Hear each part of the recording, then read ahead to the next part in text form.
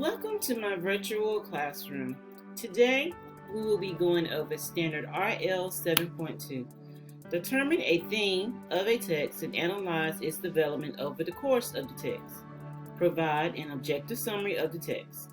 The learning targets are: I can determine a theme in a work of fiction. I can find information to support my theme throughout the selection. And I can write an objective summary using my SWBTST protocol, which is a graphic organizer. Okay. What is an objective summary?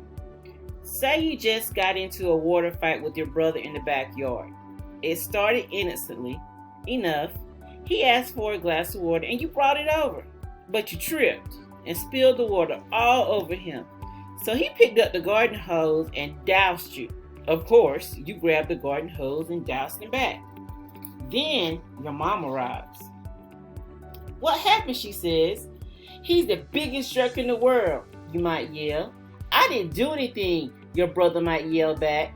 Neither of you is giving her a summary that is objective. An objective summary excludes personal views or attitudes. In contrast, a summary that is subjective is influenced by a person's perspectives and or feelings, not just the facts. Opinions can differ from person to person, while facts remain the same no matter what your perspective. So, to be clear, a summary is a brief account or review of something. When something is objective, it is without personal opinions or judgments. The opposite of that would be when something is subjective and is based on personal opinion. To write an objective summary is to paraphrase or to summarize a passage and express the same meaning. Often, a paraphrase is briefer and clearer than the original language. Also, when you take all of the personal opinions and debatable judgments out of a statement, sometimes you discover there are only a handful of facts.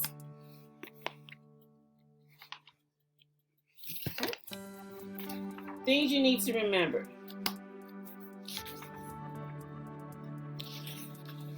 A paraphrase is usually briefer and clearer than the original text.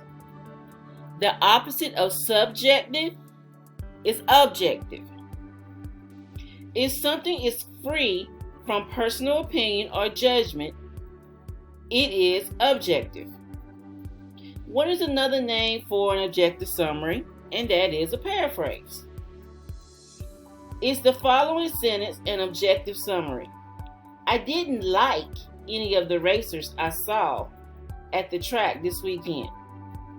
That is not an objective summary because it emphasizes whether or not he liked any of the racers.